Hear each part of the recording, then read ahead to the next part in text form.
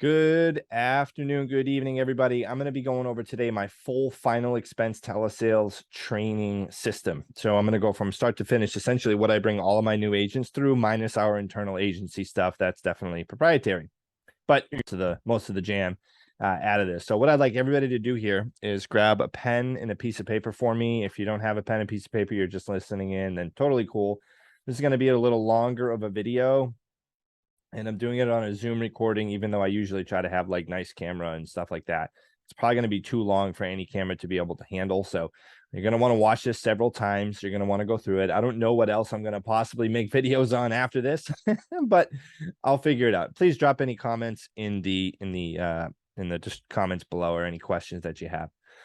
So first things first, what you're going to do is you're going to make sure that you have a pen and piece of paper. So if this is going to start from the basics of a new agent, you're going to want to make sure that you're added to all of your team's group chats. Okay, whether you're with me or you're with another IMO, you want to make sure that you're with in group chats so that you can ask questions and receive as much help as you need. You want to make sure that you have your upline's phone number programmed into your phone. You want to make sure that you have your agent guides downloaded for each carrier. You don't have to do that part now, but you're going to want to make sure that you have that. And you want to make sure that you're ready to take notes and you have your contracting complete and everything else that you need, or at least you're starting to work on it. And then as you go through this, what I want you to do is write any questions, drop any questions in the comment section. And also maybe put in the comment section something that you learned. So if someone else is going through and reading this, then they'll be able to see something that helped them and that stuck out to them. So one thing you're also going to want to do as an agent in telesales is shadow someone. So that's why I post live sales call recordings, so that you can shadow people and listen to them as they go through their calls. But if you can shadow people in your own IMO, then that's great. Now, the best way to do that is to get hooked up with someone in your IMO who is in telesales. Now, the reason why I recommend shadowing and listening to people is so that you can copy not only what they say, but how they say it. So a big part of final expense telesales is tonality. I've seen, like, it's literally the make or break point. I mean, if your tone is off, your sales are going to suffer tremendously. You can ask the same question or say the same thing as me, but if your tone is different, then you're not going to get the same results. I train a lot of agents on this stuff. I listen to a lot of calls. So this is like the real deal stuff, guys. And you want to listen to your calls to make sure that your tonality is on point too. So a big part of you training and utilizing this stuff that we're going to go over here is making sure that you have the ability to record your phone calls. So you want to get a CRM like VanillaSoft or Ringy because it will allow you to record your calls. And that way you can listen to it. And you have to have that sort of feedback. And you have to be brutally honest with yourself. Like, hey, am I good or do I kind of stink? Right. So it's really, really important that you do that. And that's what I did when I started. I listened to all my calls and I really dug into, hey, am I applying this stuff from the training? These training stuff I'm going to go over, I've gotten from Grant Cardone, Jordan Belfort. I've gotten from everybody's got a course out there for training for sales. After you go through enough of them, you realize, like, you pick some things from one, some from the other. You realize they're all very similar. And all it boils down to in sales is really like getting someone to trust you. It's really it. And how do you develop trust, and then help them understand that there is a need there, and help build urgency through the need, and that you can solve their problem. So helping them understand, hey, there is a problem here, helping them confront the problem, and then helping them trust you enough so that you can help them solve that problem. That's really what all this stuff boils down to. That's why tone is so important. So what you're going to be going through as well is a script. So I'm going to actually be using my script here, and I'm going to be walking through it with you guys. If you want to copy my script, just email me at jve@thejve.com. So jve@thejve.com. I'll put my email in the description, or just drop a comment and say, hey, I want to copy your script and then put your email in the comment. So I read them all the time. You can also text me at 774-606-6847. So what I'm going to be going over as well, I have a check sheet that I have all my new agents that they go through. And I'm going to kind of be reading off of that check sheet as we go through this. I'm going to have my screen shared with the script here. So let me just share my screen and we will get the show on the road. Okay, cool. So, all right. So the purpose of the greeting. So the purpose of the greeting, and right here, the intro, the purpose of the intro is to break through any potential objections. And really, it's just, the purpose of the greeting is just to get into the presentation, to break through any resistance and get into the presentation. That's what I believe the purpose of the greeting is. Some of you guys may have different ideas, but after doing this a while, I realized that, hey, the purpose of this greeting is to get people to trust me and to get people to want to talk to me. All right. And we do this a couple different ways. We have to initiate our greeting in the introduction in a certain way. Okay. By the way, if this goes contrary to anything your upline is telling you to do, then I don't know, reach out to them, ask them if it makes sense, or just say, you know what, I'm not having success with what I'm trying to do here, and maybe you want to try something different. But the greeting is what to say, what not to say, what to expect, and how to handle the customer to build rapport and get on common ground. So it's what you say, what you're not supposed to say, what to expect, and then also how to handle the customer and build rapport and get on common ground. Preceding all this, though, is your attitude. Okay, so you have to have a good attitude. You have to have an attitude of servitude. And your attitude is your manner, disposition, or feeling about something. By the way, if I'm going through this and you guys have to pause, just go ahead. So your attitude is your manner, your disposition, or your feeling about something. And this includes your mental state, your expectation. This has to start before we even start to dial, because you have to be in control of your environment to be successful in telesales. You have to be in control of your surroundings. I don't know anybody who wants to buy up someone who's like miserable and pissed off all the time. It's just not going to happen. If you're a grouchy person, you're going to really, really struggle at telesales, and it is what it is. But first things first, you have to have a good attitude. So make sure that you are in as best a mood you can. I always like to look at something on the lead form and that I can find is funny before I get into a call if I'm not in the best attitude. I go into every call expecting to make a friend. Some people are like, oh no, you got to make a sale. It's BS, whatever. Look, whatever works for you, works for you. Whatever helps you get in a positive mindset, helps you get in a positive mindset. For me, it was, hey, how can I make a friend? How can I give this person a really good experience? Like, I want to make this person really happy to have gotten on the phone with me today. Okay.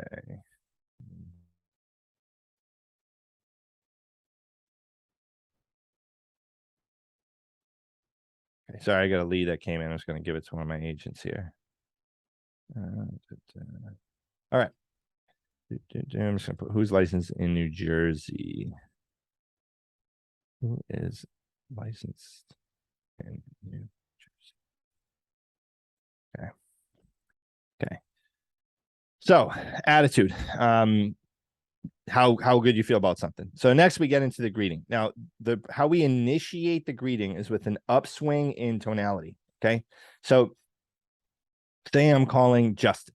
Okay. I'd say, instead of saying, hi, Justin, or hi, Justin, or hi, is this Justin? Hi, is Justin available? Say, hi, Justin. Say it just like that. So an upswing in tonality with enthusiasm, energy, and excitement. So I believe, and it works for me, is that when you go into a call and you are excited and genuinely excited to talk to the person, there's more of a chance that they're going to be excited to talk to you. I've heard agents say to go in with just a indifferent tone. I've heard agents said to go in with like, you don't like your job type of tone. I don't agree with that. I think you have to go into a conversation excited and happy to talk to that person. Not like over the top crazy, enthusiastic, but you have to be happy, because no one wants, I wouldn't want to talk to someone if they called me and they weren't excited. I'd be like, you hate your job. You're not sold on what you're doing, so your product's no good. That's the way I would feel about it.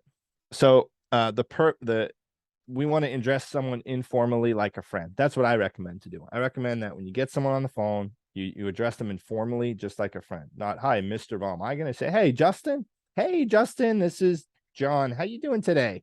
So I put how you doing today, because I don't say, how are you doing today? That's not how I address it. If one of my friends call me and say, hey, how you doing, dude?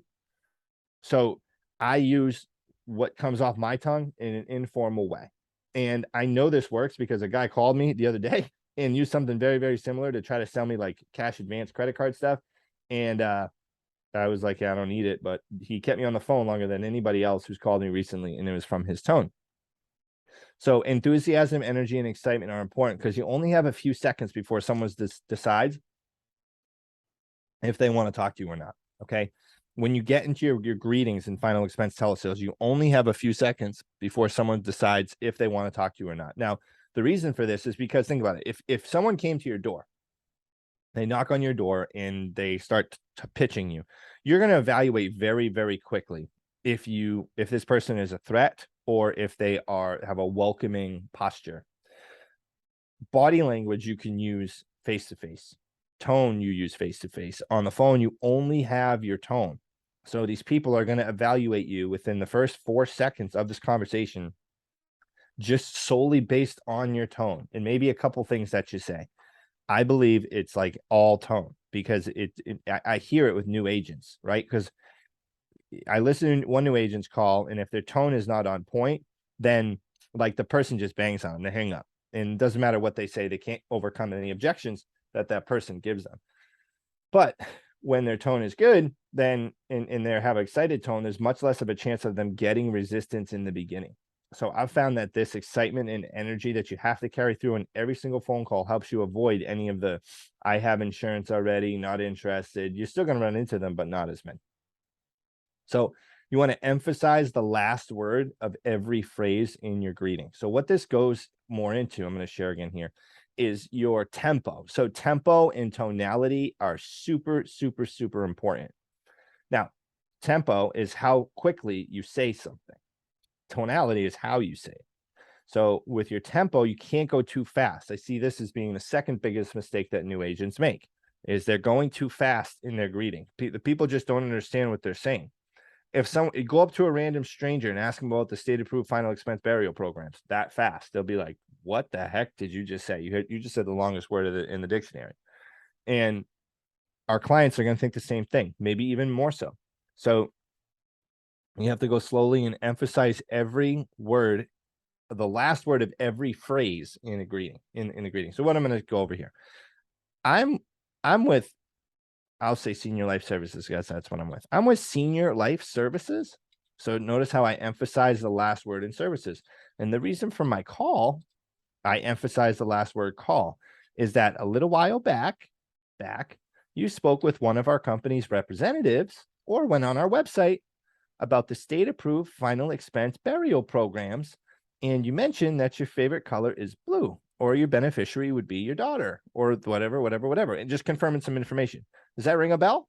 So when you put that tone, it's like a leading tone, what it does for me, and this is what I think, is if I'm not excited with where I work, I'm not going to emphasize my tone like that. So I'm with Senior Life Services. If I don't care about Senior Life Services, I'm going to say it like that. Oh yeah, I'm with Senior Life Services, right? Think about anything that you're interested in. Think about a little kid. When a little kid is interested in something, they are like, whoa, look at this rock. Look at this box. Like just dumbest little things, but it's like the coolest thing in the world to them, right? So you have to be sold on that. You have to be sold on the programs you sell. And the only way you can sound that way is with your tone. So I am a big proponent of emphasizing every word at the end of each phrase in the greeting. So I'll go with it here.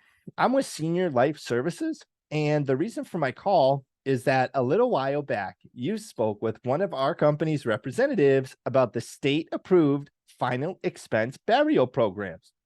And you mentioned that your favorite color is blue and that your beneficiary would be your daughter. Does that ring a bell? So notice I'm not going really fast. I probably actually went faster there than I would with a client on the phone. I go slow.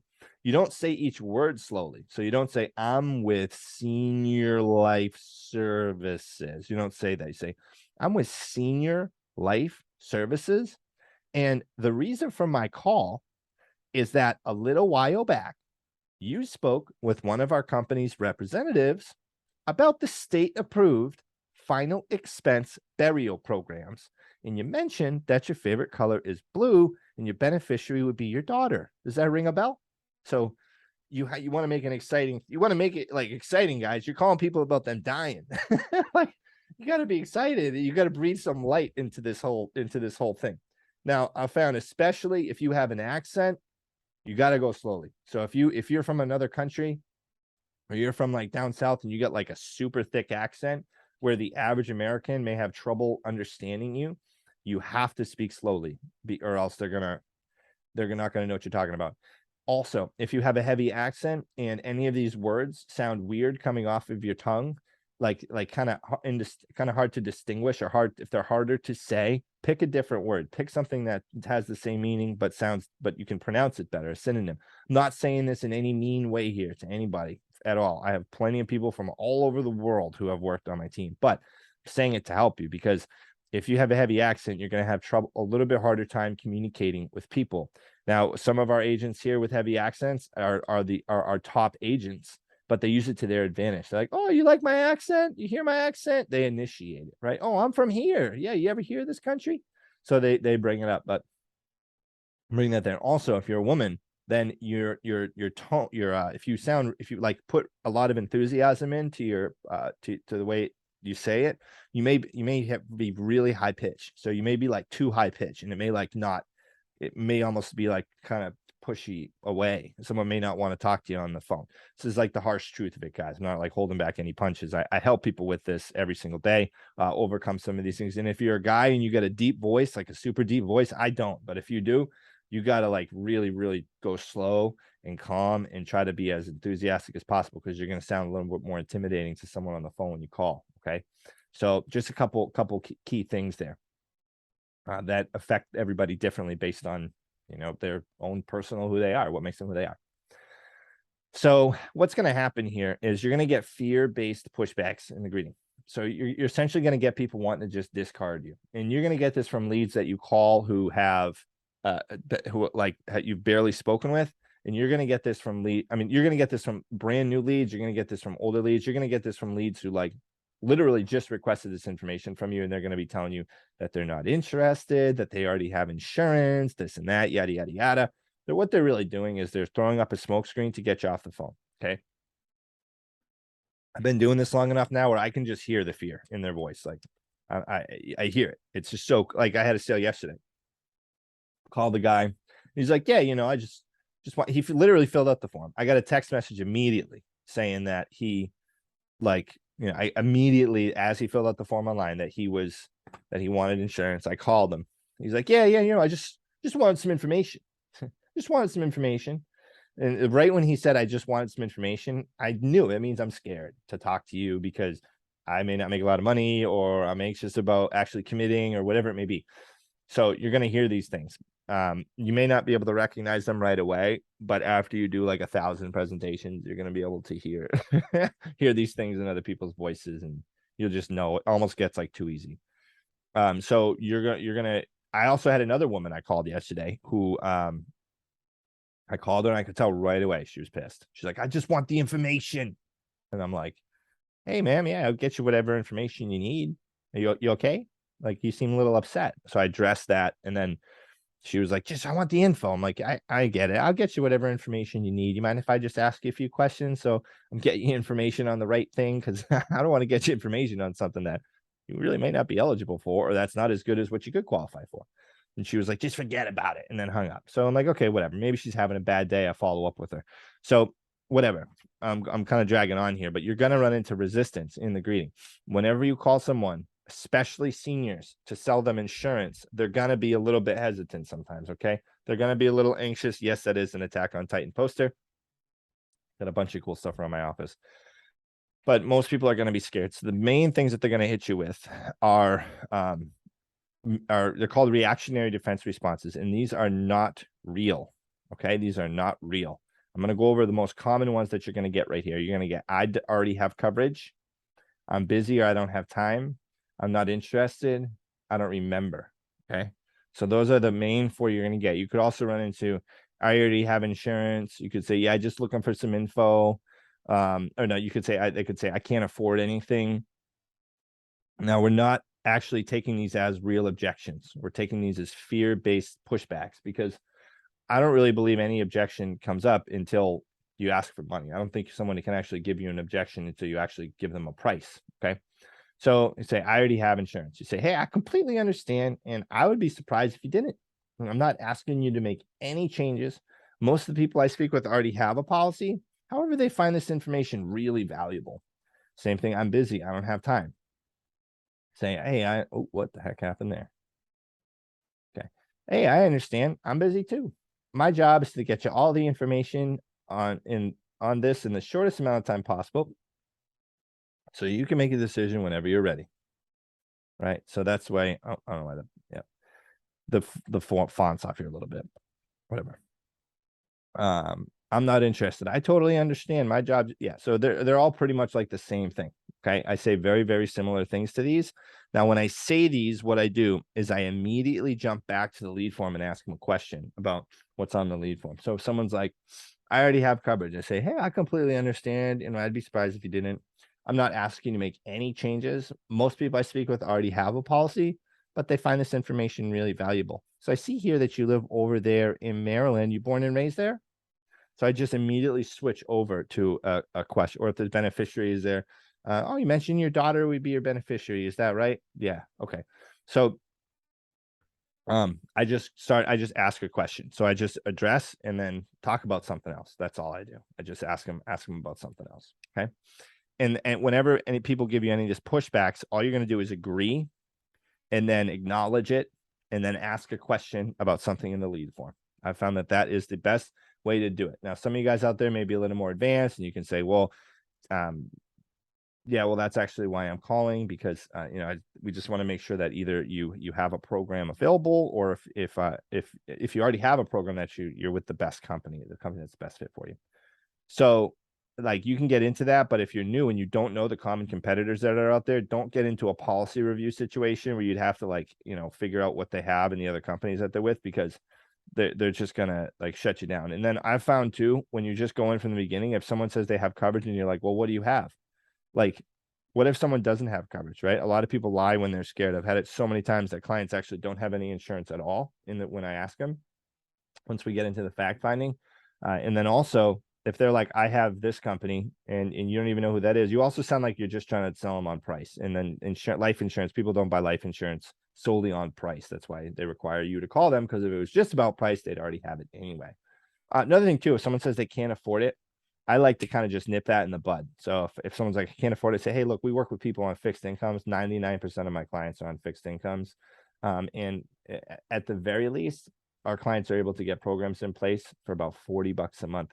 If we were able to find something for you that could help you, I mean, would $40 a month take food off your table? And if they're like, oh yeah, it would, then I would just move on. Like, I don't know. I don't really like to sell policies under $40 a month because they just don't stick, from what I've seen. Right. All right. So next we go into the fact finding here, making sure my screen shared. Yep. Okay. Screen is shared. I'd say, okay, well, Justin, these final, hold on, we'll keep going here. So you want to use the greeting word for word. Okay. I would say everything is pretty much like exactly word for word. You want to use these objections here to come to push back and to overcome anything they say. And these are all fear-based objections.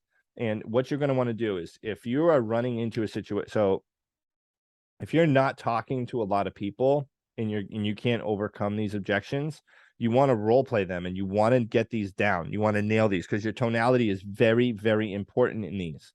Someone says, I'm not interested. You say, hey, I totally understand. It's just my job to get you all this information in the shortest amount of time possible so that you can make a decision whenever you're ready.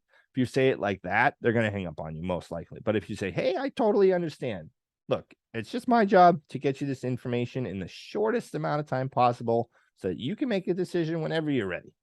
That's a totally different thing. You're not really even saying the same thing. You are, but you're not, right?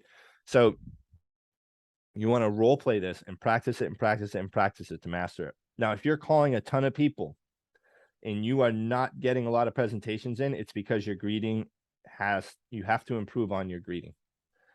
I'll say that again. If you are calling, I'm talking like 200 plus people a day, and you're getting a lot of contacts in, there's people answering the phone, but you can't push through to get a presentation in, it's because your greeting needs work. It's most likely your tempo and your tonality, or you're not reading it word for word, whatever script you have, you're not following a system. And you want to, at least, if you're going to memorize anything word for word, memorize the greeting, because you cannot screw this up. You got to be on point on this. Okay. And I would honestly not buy new leads for yourself. I would only work on aged leads until you can nail your greeting and your fact finding to the point where you're getting presentations in on aged leads. Because if you can get a presentation in on an aged lead with this stuff, you can get a presentation in on a new lead, and you're going to crush it on new leads. So what you're going to want to do is I would pause the video here or keep watching and do it after, but I would read the greeting in the intro of this back to yourself out loud like 10 times. I would read this page 10 times. Okay. And then we'll move on to the next part here. What I'm going to do is real quick, though, I'm going to cover, this is the next step of what I cover with my agents on our new agent training. So I'm going to cover dialing, our best practices when it comes to making calls. So you got to understand that you want to look at dialing as a race to get the next person on the phone. Okay, so it's really a race to get the next person on the phone. If you have a lot of leads, it helps a lot. I self-generated all my leads. I wouldn't really recommend anybody buy leads if you can self-generate them personally. If you want info on that, just email me at jve@jve.com. You buy leads, you're going to get taxed heavy. The only lead I don't think you could really self-generate to are, well, TV leads, telemarketing leads, and then direct mail, Facebook, all that stuff you can. So understand you want to triple dial every single person. So if you get a lead in, you have to triple dial that person. So you don't call them once, you don't call them twice, you call them 3 times in a row to voicemail or like 4 or 5 rings before moving on to the next lead. And then I will call that person 3 times a day. So I'll call them in the morning, the afternoon, and at night. So your dialer may have a routing queue, like a call queue, where you can have it. Sorry, my hair is going kind of crazy. Where you can have it so that you can call new leads every 4 hours, or you can recall a lead every 4 hours. Okay. You also want to understand that no means next opportunity. So just because you call someone and they may be pissed off like the first time you call them, or they may not be interested, doesn't mean they're not going to not be interested like tomorrow or the next time you call. I would always try to call them again and get like a solid few like no's before you completely dead the lead. Why is this? Well, unless you have a ton of leads coming in, then you just can't dial that many people. But if you don't, this is because like I've had this happen personally. I've had it happen where I call someone and then they're like, no, not interested. And I call them back like a couple of days later just to happen to see if they're, I don't know, whatever. And they bought a policy in that time. So now I don't even believe what people say. If they hang up on me, if you call someone and they're really mad, most people aren't mad like all day, every day, right? So if you call someone and they're upset, something bad probably happened to them. They're probably angry about something that happened and like you can't really control that. So also, I don't recommend staying on the phone with pissed off people, because then you're going to get grouchy. If you're sitting there talking to angry people all day, that's probably why a lot of therapists aren't in relationships, because they're like, man, people are just nuts. I can't deal with this. So I only chose to talk to people who are like fun to talk to. And that's just for my own mental health. Because I'm like, dude, you have the right to fire clients, right? Like you don't have to be that desperate where like, I was at first, but you have the right to fire clients. If someone, you don't want to talk to somebody, if they're being mean or moody or whatever, just hang up on them, call them another day. Your dials are the only thing that you truly have control over as well. Okay. So once you get your leads, the only thing you really truly have control over is how many times you can call them. You can't control whether they're going to buy or not. And as you get your skill honed in, you are going to,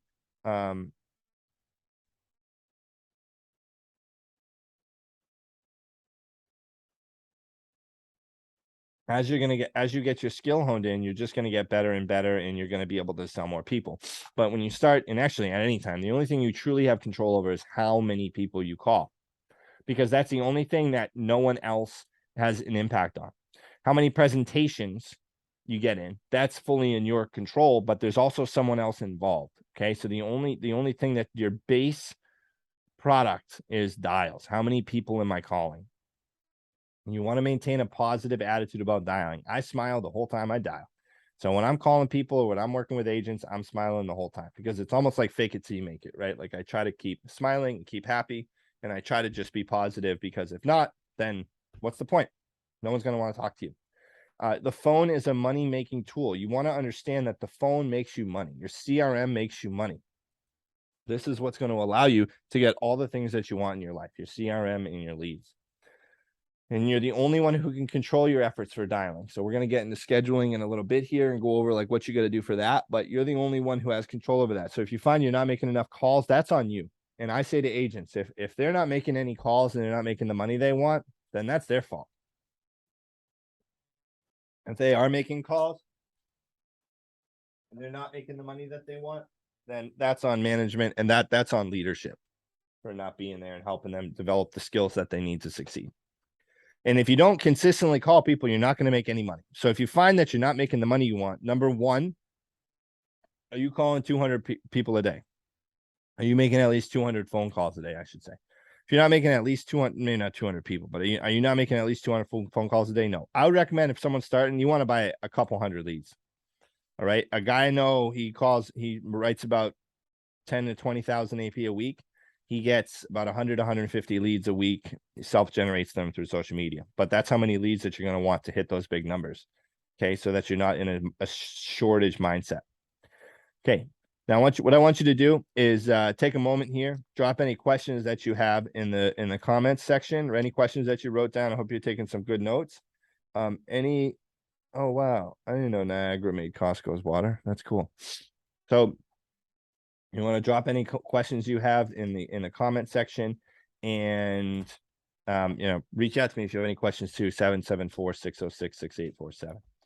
All right. So next, what we are going to go into is fact finding in the presentation. Now, I have modified this a few times in my time as a agent, but I'm going to go over the version we have now, and it may change. I don't know. So after we get through the greeting, I say, hey, so Betty, these final expense plans go through small, affordable, permanent whole life insurance policies regulated by the state of Florida. And they're designed for folks who lived on limited or fixed income each month, like Social Security, disability, or even our disabled vets. And Betty, these are not your real big expensive type plans. These are just small yet affordable plans that are permanent and will never change. So keep your tone excited, keep your enthusiasm up here. Now, for your fact finding, you want to ask good questions to get the facts that you're going to need to make your sale, and that you need for your client to make your sale. Here is where you establish if they're the decision maker. Here's where you build the need. Here's where you establish if they have a bank account. Here's where you establish their health, what they have for insurance already. Part of these questions for me is getting to know the client too. Maybe you don't need to ask them how the weather is, where they live to make the sale, but I like having conversations with my clients. So you know what? That works for me, because when I go into these questions that ask them about their family and where they live and all that stuff, I have genuinely true conversations with people. Guy I sold yesterday, we had a great conversation. We barely even talked about insurance for the 35 minutes I was on the phone with him. And by the time the call was over, when the call ended, after I got him approved for a policy, he read me some scripture out of the Bible, and he said a prayer for me, and he had me write down a prayer in case I ever get a cut, it'll stop the bleeding, or whatever he said it does. But it was just cool, because I'm like, man, this guy really, really liked our conversation. Like, who would do that? He enjoyed our conversation. And the only reason he did that is because I just took the time to build a relationship with him. So you want to make sure when you ask questions, you get an answer. This is really, really important. Okay. And ask relevant questions to figure out what the client is, what they are getting the insurance for. And you also want to ask some questions about their existing coverage. So we're going to jump into this here in the fact finding, and I'm going to cover a couple other things here. So you see here. So first, what we do is we want to establish the beneficiary, and you want to get the beneficiary name. This is really, really important, because this right here is the reason why they're on the call. This is the dominant buying motive. This is the pain point. The beneficiary, 90% of the time, is the pain point. So I see here you mentioned that your daughter would be paying the bill and closing out the accounts and taking care of your final arrangements if you were to pass away. Is that correct? Confirm the beneficiary name. So if she says yes, I say, oh, what's her name? Right, if I maybe mention your daughter would be doing this, or would be taking care of this stuff. Is that correct? Yes. Oh, what's her name? You don't want to say, and what's your daughter's name? You don't want to say it like a creepy tone like that. Say, oh, what's her name? Just as if a dog came up to you, you're like, oh, what's your name? And then the owner's right there. The owner's going to answer it for you. Or if their little kid runs up to you, like, hey, what's your name? And then you look at the parent, they answer. So you wouldn't walk up to someone on the street and be like, what is your child's name? You just got to be smart. Okay. Be excited. Be a good person to talk to. So you want to have this here. You want to get that, write that down. And then next to say, I strongly believe that getting life insurance, Betty, is a tangible act of love towards someone else. It's one thing to say, I love you. And it's another thing to actually do something that shows it, right? Does whatever the daughter's name know that you're doing this for her? And she could say yes or no. It doesn't really matter. Say, okay, is she there? If she says no or yes, doesn't matter. Okay, now do we need to get her on the phone, or is this a decision you can make on your own? And if they say, oh, I can't do this on my own, then, well, we'll say she says she can first. So yeah, I can do this on my own. Say, okay, so she trusts your judgment is what you're saying, correct? Yes. Awesome. I'm sure she's going to be proud of your decision today if I can get you accepted into a plan. Now, if she says she does need her daughter there, I would ask this. I say, okay, and how did you arrive at that decision? Why do you say that? Okay, so I would ask, hey, how did you come to that conclusion, and why do you say that you need your daughter there? And I would pry and dig and say, and she may tell you, she may not. And then I'd always want to ask, hey, do you live with your daughter? Because if she lives with her daughter, her Social Security money most likely is not even her money anymore; it's her daughter's, and that's actually how her daughter probably looks at it, even though it's not right. Whatever. Maybe her money goes to rent or bills or whatever. Well, actually, it is kind of right because she probably is living with her. If she lives with her daughter, hopefully she's helping her pay the bills. So, yeah, you want to ask that, and then ask, where do they live? Do they live on their own? Do they live in a facility? Do like, does her daughter help her with these things? Usually, does her daughter pay her bills and manage her finances? And what I would, and also what I say too is, hey, and honestly, when I started, some people don't even push here, but I do. That's just how I am. I've gotten sales even when people tell me that someone else makes a decision for them. I just push, and go for it. And it's not always going to happen. And it's most likely that they're not going to buy. It's more likely they're not going to buy, but I'll really try to get them here to dig, to say, yes, I can do it myself before moving on. Okay. So I would say, like, okay, so now Betty, like, these are average plans are like 50 to $100 a month. Let me ask you about how much income per month would you say that you make? And depending on if she's like $1,000, I'd say, okay, do you pay rent and stuff like that? And she's like, no, I don't pay anything. Then okay, $1,000 a month, no rent. That's like some discretionary income, but or no bills, right? But if she's like, oh, I pay rent and be like, okay, now would your daughter trust you with making a decision for 50 to $100 a month? And she could say yes or no. And I'd say, okay, well, if you know, well, you can always try to get the daughter on the phone too. I had a little brain fart there. Oh, but I would say this. Look, now most of my clients, they actually just like get these programs. Most of my clients do want to talk to their kids about it. They do want to talk to someone else about it, but they have me help them apply for a program if they're able to qualify for something. And then if I am able to help them get qualified, then they just get the paperwork in the mail and they go over. Because your daughter would probably want something like paperwork in black and white to look over, right? And usually they say yes. They could say, yeah, but she should be here, or yeah, she would want something like that. Say, okay, well, now the only way I can get her those details is for us to actually apply. And the thing is, too, your daughter's probably a pretty busy woman. Am I right? Yes, they always say yes. Okay. Now, look, the last thing she wants to think of is what's going to happen when my mom dies? How am I going to come up with the money? So, you know what, Betty, what you'd really be doing here today, all you'd be doing is doing the footwork for her to see if there's something you qualify for. You get the details on it, you learn about it. And then look, if there's something that's awesome that you think really, really, really helps your daughter and that she should have, and this is super important to you, which I know it is, then because you wouldn't want her to have to deal with any of this stuff when you pass without a program in place. Am I right? No, I wouldn't. Okay. So what we can do, I can get you some details. And if something is like super, super cool for you, then I can help you apply for it. And if not, I can get you some information. Is that cool?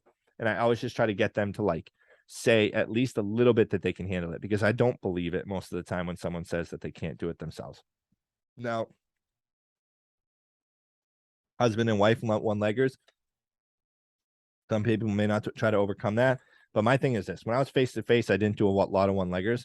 When I'm on the phone, I'm probably not going to get that person on the phone again. There's a very low chance. So I will set up a callback, and I will keep the callback, but I will always try to give them quotes the first time around. I don't know. I didn't at first, and then once my skill increased, then I did. And a lot of times when they say, hey, someone else is going to handle this for me, all they're really saying is, I don't trust you as much as I trust that person. Okay, enough on that. Now, Betty, if I was to get a program like this, now, Betty, would a program like this be the first money that, say, Janie would see when you pass, or do you already have something else in place, like life insurance or a prepaid burial plan? And she could say, yes, I have insurance, whatever. Now, if she has insurance, you want to figure out the company, the premium, if there's any cash value, if they know about what type of policy it is, what the face amount is. And I always like to call the company on a 3-way call to do a comparison. and just do a little policy review to figure out exactly what they have. Because if they don't know exactly what, they probably don't even know exactly what it is statistically, like most people I run into with policies don't know exactly what they have. So it's important to help them figure that out, because one, you don't want to sell someone a program that like isn't the best fit for them. And then two, you want to make sure that like you are getting someone a program that is like you don't want to get them something that they're going to cancel later because what they have isn't as good or is better, right? Because like what if they have a program that's better than what you can offer them? You don't want to be unethical. And sometimes I've had people have policies like one with this company that has like an outrageous like $50,000 accidental death that pays out in like wartime death or something crazy. The woman thought she had a $50,000 policy. I'm like, nah, man, you got like 10,000 in life insurance or like in like 40,000 in accidental death. So you always want to do a policy review if you can. All you do for that is you call the life insurance company that they have the policy with on a 3-way phone call, and you ask them to go over the details of the plan. Okay. So cash value, the premium, the type of policy, does it have a lapse date? Is it like an expiration date if it's a term or a universal life? So just want to get all the details of that policy. Confirm the date of birth, confirm where they live. Oh, what's it like? You like the weather there? What's the weather like? It's cooling down here in Florida. That's what I would say right now, because we're getting into fall in Florida. I love shooting the breeze with our clients. Now I'd say, hey, I heard, like, I'll use the example from yesterday, Louisiana. Say, hey, Louisiana is a beautiful part of the country. How long you live there? Oh, I've been here all my life. Been out in this, been whatever he said. I say, oh, you like down south in the swamps type of thing? He says, oh yeah, yep, down in the swamps. And I was like, oh, cool, man. How long your family been there? And he's like, oh, man, we've been here for generations. We got, all my family lives on the same land and everything else. I'd say, oh, cool. What's like the coolest thing about Southern Louisiana? I asked him what his favorite food is. Like if he's out to go out to eat, what's his favorite food? And he's like, oh, crawfish etouffee. And then I'm like, oh, what's in that? And he told me like everything else, and then the frog legs and everything else. So really cool. He got like all about into that. I asked him what restaurant he goes to, and like he was all about it, telling me how long he's been going there. So these are little questions that you guys don't think make a big deal, but I promise you, me asking this guy these questions, and he's got my phone number, he's texted me, like he loves talking to me. And the reason why he loves talking to me is because I talk to him about things he likes. When you talk to people about things they like you. That's just how it works. Think about anybody that you're close with in a relationship. You share similar interests for the most part. I'll tell you what, my family that has starkly different political views than me, I'm not as close to as the ones who don't. And that's just is what it is. Like, I don't know. I don't not talk to them, but like we just have much different like things. Like, I don't know. It's just things they talk about like aren't appealing to me, and then vice versa. Right. So what do you like best about where you live? What's weather there? Just ask them questions about the city. You can always Google. What I like to do is check out here. Like I'll show you this. I'll show you TripAdvisor. This client lived in Effie, Louisiana. So TripAdvisor, Effie, Louisiana. I'll show you what pops up here. And here we go. TripAdvisor. Best places to visit, TripAdvisor. So it's pretty cool, right? Like Effie. So there's the Tanglewood Soap Company, nightclub, the Nanny's. That's where he said he went. Okay. So that was it. There we go. So cool. Like boom, the restaurant he talked to is right there. So just some cool things that you can do with that. Okay. What do you like to do for fun? Right. This guy said, what did he like to do? He likes to work on his trucks. He's like fixes up trucks, which I thought was really cool. Are you working, retired, living the dream on a fixed thing? So this is the thing. Is like I asked if he goes gator hunting. He said no. Crawfishing, yes. So like these are just cool things you dig in and pry, and then you share. What you do is you don't want to have it be an interview either. So when you're asking these questions to help get to know someone, what I'm really teaching you guys to do here is how to make a friend. I'm teaching you how to make a friend. And some sales gurus out there will say, oh, it's not about like, they don't have to like you to trust you. They just have to think whatever. Look, I'll tell you what, this works for me. Building a relationship with someone likes me, and it just makes it way easier for me. And I enjoy the conversation. That's the most important part of it, is like, I have fun doing it. Okay. So are you still working, retired, or living? But hey, look, if you have something else that works for you, totally cool. Everybody's got different things they do. There's not like one way to skin a goat. I don't know why that even came to my mind. That's like a gruesome image, but There's more than one way to like make a peanut butter and jelly sandwich. You can put the jelly on first. You can put the peanut butter on first. At the end of the day, you got a sandwich. Sometimes people cut the crust off, whatever. You want it in squares or triangles. So, but this is what works for me. So if any of the stuff you disagree with, you don't have to use it all, right? You can use what you think may work for you and what may not. But I know that this works because I train a lot of agents on it and they make sales.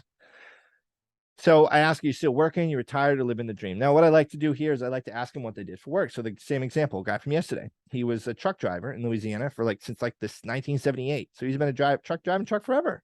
I asked him what's the craziest thing you've seen on the road? He got into some really crazy stuff he saw. He loved talking to me about that. I was asking what his favorite kind of truck to drive was, what his favorite part of the country was, what his favorite state, where he's driven, how many states, how many countries has he driven in? Has he been all through North and South America? Did he just stick to North America? I'm telling you, if someone worked at a place for 50 years or 40 years, they want to talk about that job. They are so proud of where they worked and what they did. They will talk to you about that stuff, almost to the point where you got to kind of cut them back on it. So when they tell you here, if they're working, retired, to live in the dream, if they say they're working, say, hey, good for you. Honestly, I can't see myself ever retiring. I personally can't. That's why it's Sunday afternoon and I could be at the beach right now, but I'm here giving you guys a multiple hour YouTube video because I'm just obsessed with work. So I'm productive. I like it being I like saying that. So success, I'm obsessed with being productive. If they're retired, say, great. Oh, geez, man, good for you. Congratulations. Living the dream. I hope I can get to where you are someday. And I'll play someday. I hope I can get to the point where I can retire and just go travel the world and not have to want to work all the time, which I guess, I don't know. I love working, but maybe my ideas may change over time. So what I like to ask as well is, you can say this, Mary, pretty much all of our customers on some sort of tight budget. That's exactly what these plans are designed for. So if I can get you approved today, I'm going to make sure we find something affordable to fit your needs. Okay. I'm going to find something tailor-made to fit your needs, or you could say that too. So what I like to ask here is, hey, just a round number. What's your monthly income? And you want to figure this out. And because hey, what's your monthly income? Oh, then maybe $1,500 a month. You say, okay, and how much is your rent? They're $1,100 a month. And I'll say, okay, do you have any other sports sources of income? No. Then okay, now you got $400 for gas, groceries, insurance, cell phone, cable, internet, whatever, right? So it's okay, maybe I can't quote this person as much, but if they're I make $2,500 a month and I own my house outright and I own my car, I only have pay for insurance, cell phone, and food, that there's more discretionary income. So this is where I kind of just like to get a feel of how I'm going to quote someone on stuff. Okay, so I will ask them these things. Now, you don't have to if you don't want to. I don't like to ask people how much can you afford. I like to kind of judge it for myself. So are you still working or are you, I'm not going to not present to someone here either. Okay. Next part. Now, you married, widowed, divorced, or single? Now, if they're married, oh, how long you been married? Say, oh, what's the secret? What's the secret to a long marriage? And they may tell you something funny. If they're widowed, you say how long they passed. If they're single, divorced, say, I knew you sounded happy for a reason.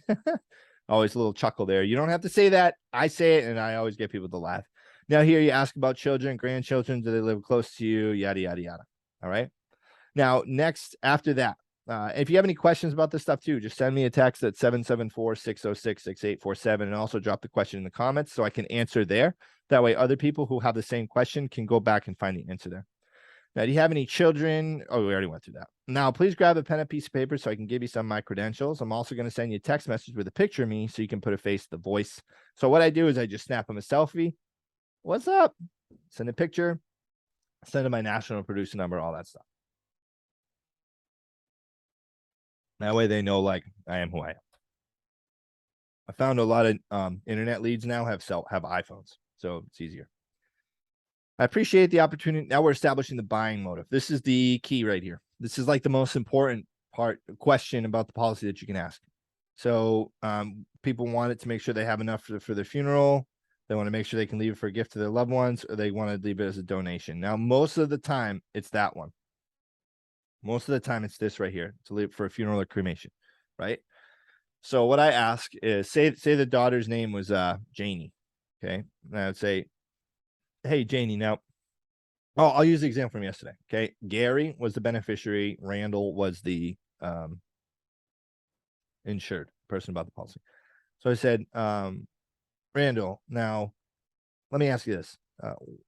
If you went to bed tonight and didn't wake up tomorrow, so hypothetically, if you passed away tomorrow, walk me through Gary's day. What would Gary's day look like? And it's always like, oh, geez, right? That's always that time, some type of answer like that. People don't want to tell you, but you have to get the answer. If they're like, well, what do you mean? Say, well, if you died tomorrow, what would your son's day look like? Walk me through it. Right in the morning, gets the call, right? Your dad passed. What's the next step? So you want to get them thinking about, hey, he's going to go to the hospital. He's going to bring this, guide them through. They're going to go to the funeral home and end up at this. After you're going to kind of have to bounce around here. But I say, okay, now Gary's going to be at the funeral home and the funeral director is going to come up. And I know this because my uncle's a funeral director. They're going to come and say, hey, Gary, I'm sorry for your loss. I'm sure your father, Randall, was an amazing guy. Seems like he raised an amazing son. But let's just get this out of the way. How are you paying for this? It's going to be cash, credit, or you're going to write a check, wire transfer. How are you paying for this? And I said, Randall, what would his answer be? And he was like, man, I don't know. I said, okay. All right. Well, I'm sure then as a father, you'd want to make sure that you could help him with this. Am I right? Say, oh yeah. Like, okay. Now, if I was able to find something that you could manage monthly for a payment, but it also took care of your son so that he didn't have to deal with any of that financial stress when you passed, would you want me to help you see if you can get qualified for it? And he was like, oh yeah. I'm like, okay, boom. So right there. And when also I knew, because when he told me the beneficiary's name, this is a big thing too. If you ask the beneficiary's name and they give you the beneficiary's full name and they spell it out, that's a major buying signal. When he did that, I was like, yeah, this guy's buying a policy. I knew like right away. And then when I asked this, I reaffirmed that belief. So it's not in the script here. Now, the reason why I don't have it in the script is because like they may want to leave it as a gift, or like I've had some people leave it to like friends or churches and stuff. But ask them that. Ask them to walk you through what their beneficiary's day would look like. Make them feel that pain. Make them feel those emotions, because they're not going to want to feel it. They're going to push it off, and then they're not going to feel it. And who's going to feel it? The beneficiary. Because you got to remember, you're not getting a program for the client. You're getting a program for their kids. So you want to take this from the attitude of servitude, where you are doing their children a favor. You are like an angel, like a protective guardian angel coming in, the final expense guardian angel, and you're coming in to help make sure that they're taken care of and that they're not going to be left with any crazy burdens or anything like that. So, hey, well, look, I think it's awesome you're taking time to have this conversation with me today, because you love, and you can put your family as the beneficiary name. How long you been thinking about having enough life insurance coverage? And then say, okay, now, hey, Justin, if you qualify and we find something that you want to take advantage today, I'm going to have a welcome packet sent to you in the mail immediately. And that will have all my information plus information about the plan and the company that you qualified for today. You'll get that in about 3 to 4 days, and you'll get the actual policy within about 10 days. That way, Justin, you'll have everything we're going to talk about here today in black and white. Okay. You always want to get agreement. Now, next, health evaluation, you ask about the health conditions. So this is another part of the fact finding. Do you have any heart, liver, kidney, or lung issues? Any history of cancer, heart attack, stroke, COPD, or diabetes? You ask these follow-up questions. If they answer that they have any of these, you want to ask what medications they're on, how tall they are, how much do they weigh, and if they use tobacco. Now, whenever someone tells me how much they weigh, I always ask, solid muscle? I've asked women who are like 5'2", 300 something pounds, I'm like, solid muscle, and they just start dying laughing. So like I always ask solid muscle, unless someone's like, the only time I won't is if someone's like really, really underweight. And I'm like, yeah, it's kind of like, okay. So once you have this, you're going to want to use whatever cheat sheets and agent guides that you have for the carriers that you saw to figure out what they qualify for. And when you have an idea of the carrier they qualify for, I would go through that insurance carrier's application and just read them the application questions word for word, so that you'll get a confirmation on what program you think they qualify for. Now, next, payment type verification. Now, some of our carriers offer discounts based on how you manage your finances. I don't need any specific information right now. But do you have an active checking or savings account? All right. So this is a way that I like to figure out if they have an active checking or savings account. Because if they do, then if they don't, then you know that you're going to have to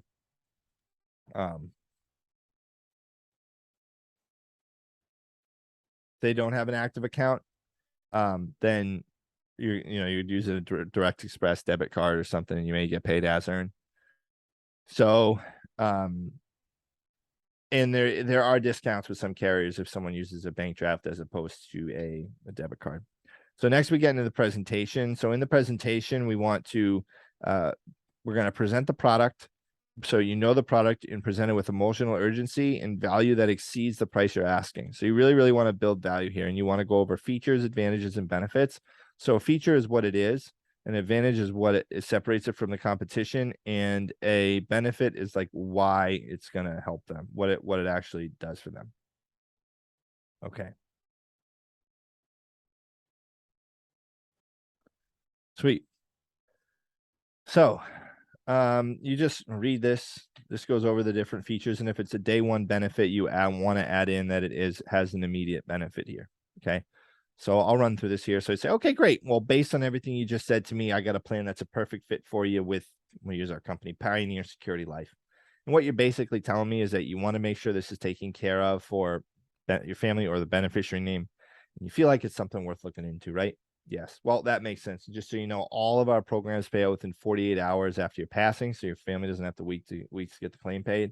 And anyone who gets a program before the end of October gets a free living will and a final wishes guide. And this is something our agency sends out, yada, yada, yada. Now we go over the history of the company, details of how it's a whole life, and then it goes tax-free benefit, and then terminal illness benefit, which isn't with guaranteed issue, has cash value. And then you want to talk about if it's a day one benefit. Based on the benefits you qualify for, would it make sense to get a program like this in place if we find something that fits your budget? Yeah. You also want to ask, hey, now, just to confirm, you don't need anybody else to help you with making any sort of decisions like this, right? Because I always like to reconfirm that they can do this themselves, because the first thing that people like to jump to is I need to talk to XYZ person before I do this. All right. So next you go to the quote negotiation. Say, okay, grab a pen and piece of paper so I can go over the options for you. So, you want to give them some options. So if they're like, I want a funeral, then you want to give them options for like, 10, 15, $20,000, maybe they're like 7, 10, $15,000. So they want a cremation, I would do like 5, 7, and 10,000, or 5, 10, and 15,000. And then give them a higher option. I always like to give them like the max coverage or a higher option, but I like to keep the range around like 60, 80 to $100 a month. So there's a few ways that you can approach this, but that's what I like to do. Now, if you've built the relationship and you have asked the right questions, they can make a decision on their own. They have the means to do it. You figure out that they do need this product and that there is a gap in their portfolio for you to be able to help them with making sure their portfolio is fully taken care of when they pass. There is no reason they should come up with an objection. So hypothetically, if your presentation was seamless, you established the decision maker, you built the urgency, you built the need, you got them to like you and trust you, you had a good conversation, you figure out there's a reason for them to get this, they have the finances, they can pay for it. There's no other influences that need to be involved. When you quote them, they should just be able to make a decision, unless there's something else. But I have them write them down. Now, the way I like to do it, I like to run the quote. The first option you qualify for is a $10,000 policy, and that's only this per month. Did you get that? Make sure they write it down. And then I give them the max. I give them 3 options and then the max. And I say, so which of these options do you want Randy to receive when he needs it most? Also, you can say, which of these benefits best fit your needs? Okay, which of these plans best fit your needs? And then just wall of silence. Okay. Don't say anything at all. Now, if they come up with an objection at that point, you're going to have to handle it. So there are many different ways to handle objections. I have a website called Rebuttals. It's a rebuttals website where there's different buttons that pop up on the screen, and you can click on them for just some basic common objections. Now, there are some more advanced ways to handle objections, and that really gets into question asking. So I'm going to log in here. Okay. So this is what the rebuttals page that I have looks like. Okay. So if you log in and someone says, I got to talk to my kids, you click this button, and then you just get some basic responses and objection rebuttals for you to come back to that with. I got to talk to my spouse. You click that, and then it has some like 1, 2, 3, 4, 5 closes that you can use for spouse stalls. I don't give out my social. I completely understand, and I don't like to either, yada, yada, yada. So honestly, the social one, I'm going to add one on there. I just like to say, hey, no worries. I don't like to give it out either. And that's it. And I just, and I don't say anything else. Or, yeah, I don't like to do it either, but we need it for the application. Silence. All right. Now, if they agree to a coverage amount, then you just want to go scroll to the bottom of the script and just confirm the spelling of their name, get all the information you need for the application, and then this is invalid. That doesn't work anymore. You get all the information you need for the application and then continue with the application process. Okay. Now, next, so handling the objection. If they tell you, I got to think about it. Say, hey, I hear what you're saying, but let me ask you a question. Does the idea make sense to you? Then now what I'm going over here is Jordan Belfort's loop method. So what the loop closing method is, it works very, very well. I've closed sales. Like usually if you get pushback, this will close like 1 out of 3 or 4 people who give you objections. Just using this. Usually it's like 1 out of 3 will actually close after you use this. This works very, very well. I hear what you're saying, but let me ask you this. Does the idea make sense to you? Like, do you like the idea of a program like this for Johnny? Now, whatever the beneficiary name is. Now, most of the time, they're going to say yes. If you did your presentation right and they understand everything about the program, they should say yes. If they say no here, you're kind of lost. Just hang up. You just be like, yeah, okay, I get it. No problem. Thank you for your time. Hang up, move on. But if they're like, yeah, you say exactly. Now, the true beauty of this program is that unlike most plans out there, this program will never go up in price. You'll never have to worry about doing this ever again. And then you present another feature. So in addition to that, this is going to kick in the day you make your first payment, or this plan is going to whatever. It's going to provide a terminal illness benefit where you can get this money ahead of time if you're ever terminally ill. Next, now let me ask you this: if I was Johnny, or if I had helped you do this, so you can say this many different ways. This is how I like to say it. I'd say, hey, so if I was your son John, and I came to you and I said, hey, this will really, really help me. I'd like for you to work on getting a program like this because it's going to put a big financial strain on my family when you pass. So please do what you can manage every month, and we'll go with it from there. If I was your son, I came to you saying that, you probably wouldn't be saying that I gotta put it off for a little bit for whatever reason. You'd probably say, yeah, let's just kind of dig in and figure this out and get something in place. Am I right? Now, most of the time they say yes. Like 90% of the time they're going to say yes. Sometimes they don't. They say, wait a minute. Now, you mean to tell me that if I came to you and I was like, Mom, I need you to help me with this, you wouldn't be able to do it? And they say, no, I have no money. Then it's like, okay, well, then you can't do anything there. That's really the only reason I think that they wouldn't there, or if they really just don't care. But you say, exactly. Now, I can understand that. You don't know me, and I don't have the luxury of a track record with you. So let me introduce myself. What we did here, we built value on the product. Now we're building value in ourselves. So you want to talk about you and your agency. And then you want to go and you start with the lowest coverage amount, or you'd give them an even lower one, right? So if you quoted them 10, 15, and 20, you go through this and then you quote them, say, you know what, I'm going to have you write down the $5,000 program. So enroll in the $5,000 program today. It's only, $32 a month. You can set your first payment for whenever fits best. And as soon as your first payment's made, you can check this off. You don't have to go for the post-dated close. You can always say, and then you can always increase it in the future, but you know that you're finally getting on your way to checking this off your list. Sound fair enough? So you want to use a heartfelt tone too. Your tone in this has to be sincere.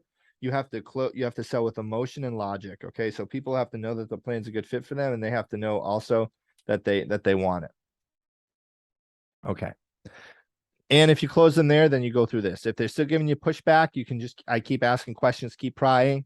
Be like, you can use the rebuttals page and just keep getting them out, going at them with those. I've gotten closes with those. Those are from like Grant Cardone's system. You can say, hey, now she's like, I just got to think about it. Say, now, how did you arrive at that decision? How did you arrive at that idea to think about it? Like, what made you think that? What makes you say that? And then you can kind of just dig in and then discuss with them about it. And then like, well, I'm just really not sure. Like, okay, have you seen something else, or is there anything else that piques your interest? Or tell me what's going through your mind right now, because my job's to help you. with this, and I know it's important. So what's going through your mind? And you really want to dig in if there's something else. When they say if they think about it, it could mean something totally different. Like if someone's like, oh, I can't, it's too expensive.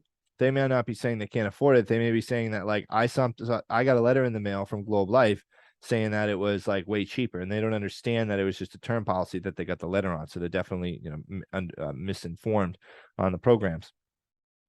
So that is the basics of the script there. Now, what I'm going to be going is that the training keeps going, and so that's the basics of the script. If you need a copy of the script, just email me at jve@thejve.com. I'll hand that over to you. Okay, cool. So what I recommend you guys do is find as well. I recommend that you find Zoom calls to go attend where people are live dialing. Okay, you want to be in a Zoom call with other agents that are dialing so that you can see how it works, and then you can listen and you can shadow. I would be accountable to that as well. I would make sure to show up every day. Treat it like a job. Treat those Zoom calls like a job. Have your camera on. Help people. Get engaged in your group chats. Okay.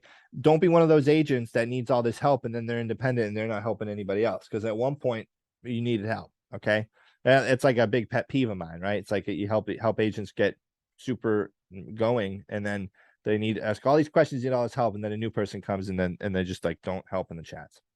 So Zoom, being accountable to show up to a Zoom call where people are dialing a virtual call center, it helps you establish structure. It helps you build a rapport with your peers. It helps you be consistent. It helps you grow and develop, helps you learn. And it just helps you treat it like it gives you a team mentality. And this can be a lonely business, so it takes the loneliness out of it too.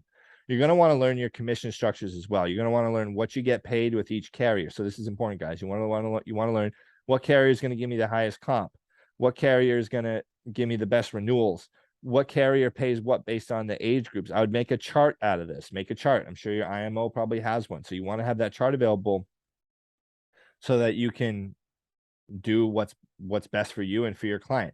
Now, saving the client money every month is not always the most important thing. And the reason I say this is because if you're just writing people policies based on like everything they qualify for, or the best program they qualify for, or the carriers you write, it's an easy way to dig yourself a hole in telesales. So try to stick with like 2 or 3 carriers max. Okay. I recommend Prosperity Life, American Amicable, or American Home Life is a good one too. And like a guaranteed issue. Okay. So next, what we're going to do here is cover goal setting. All right. We're going to cover goal setting. Next thing we're going to cover is your goal setting. Okay. So you got to set goals, and you have to set a schedule for yourself to be able to accomplish those goals. You got to be accountable. If you watch any interviews I do with successful agents, the common denominator is not that they're good salespeople. Some of them are not the best salespeople, but they have an insane amount of activity and drive, and that ends up making them good. Hard work beats talent when talent doesn't work, always. And I've met plenty of talented people who just don't work. So if you're not sitting there banging out calls all day long, you're not working this business. You're not. I had a lady apply here the other day, and she was like, yeah, well, the idea of making I've been in sales. She said, I've been in sales my whole life, and the idea of making a lot of phone calls is unnerving. And I was like, yo, what sales you been in where you don't have to make any calls? Like retail is not sales. You sit there, someone comes to you, ring them up. That's not sales. This is sales. This is like the nitty gritty of sales. This is like the ultimate sales position, life insurance. It's something that someone's buying something that they're never even going to see. They're never even going to use, especially final expense. Maybe you'd use it if you have like a big cash value policy, but you get final expense, that cash value boat sailed a long time ago. Yes, it grows cash value, but it's nothing. It's very little. So setting goals is extremely vital to your success. What I like to do, show you guys, I have stacks of not money, stacks of paper this is probably, let me see when the last dated one was. See if I got any dates on here.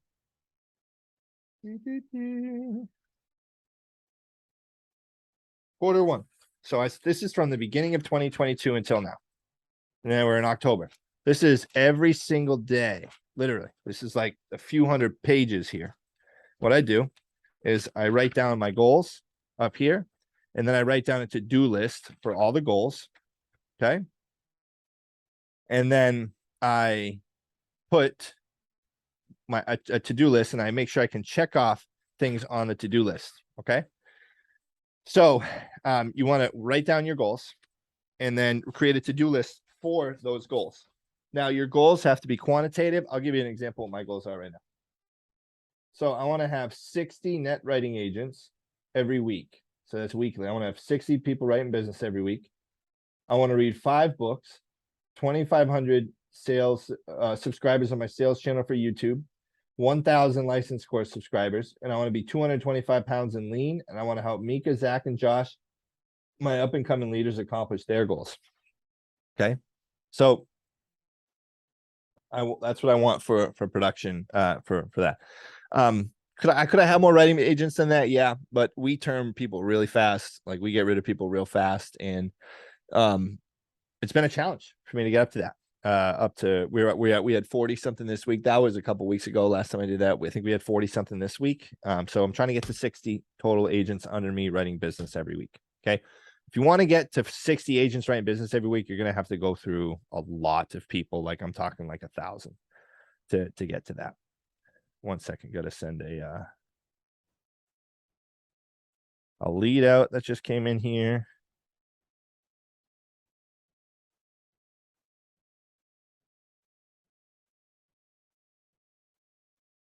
Okay. Sweet. And I'm going to send another one here.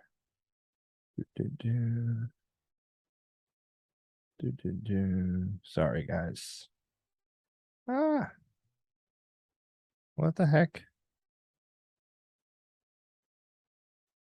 Okay, so you want to focus on your goals. Now, there's a few ways for you to do this, or there's a few main characteristics of a good goal. Goals must be energizing. So that gets me excited, because when I'm like, okay, I got 60 agents writing business every week. Our average agents writes about like 3,000 AP if they write. So that's like 180,000 AP a week is what I'd be doing. Okay. I want to read 5 books. I got a fantasy book. I got a Think and Grow Rich, which I like to read at least a couple times a year. A lecture from a personal development course I'm doing, real estate investment book, and a John Maxwell leadership book. Okay. And then I want to have my certain amount of subscribers for I have 2 YouTube channels. I have this one, and I also have a channel for helping people pass their life insurance license course. I want to be 225 pounds and lean, going to get the guns up, and then help my leaders accomplish their goals. So that's pumped. That gets me energized. I'm like, I want to be ripped and shredded, right? What guy doesn't? If you're a guy and you don't want to, you're lying to yourself. I want to have a ton of subscribers on my YouTube channel, because it means I'm going to be monetized, but I'm also going to be helping a ton of people. That's cool, right? Like, I helped 3,500 people, like, with their sales and their license course.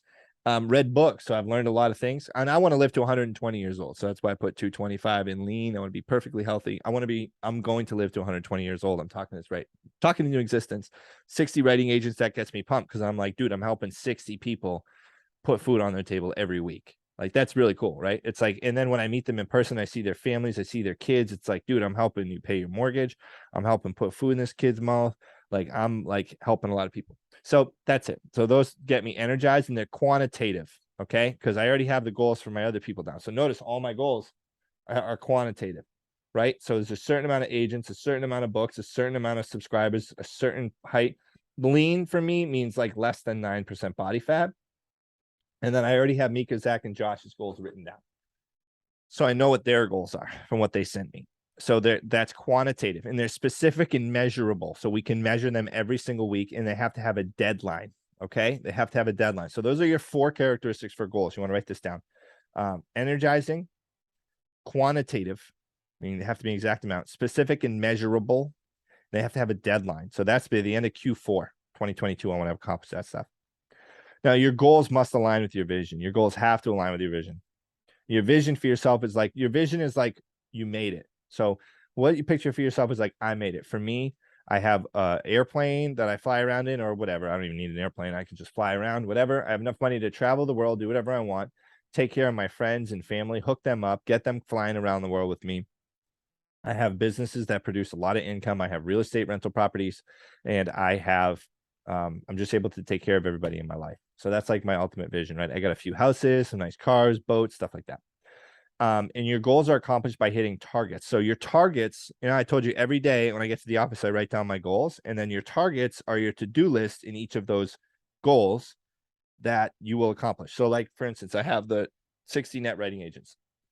So what I have for my to-do list every day is make sure we get people recruiting, right? Because it all starts with recruiting, all recruiting.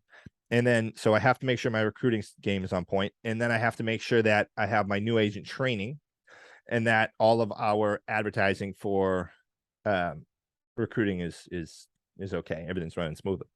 So that's what I make sure. And I'm like, okay, if I can get new agents in and then I can train them, then that's going to help me with my net rating agent number, right?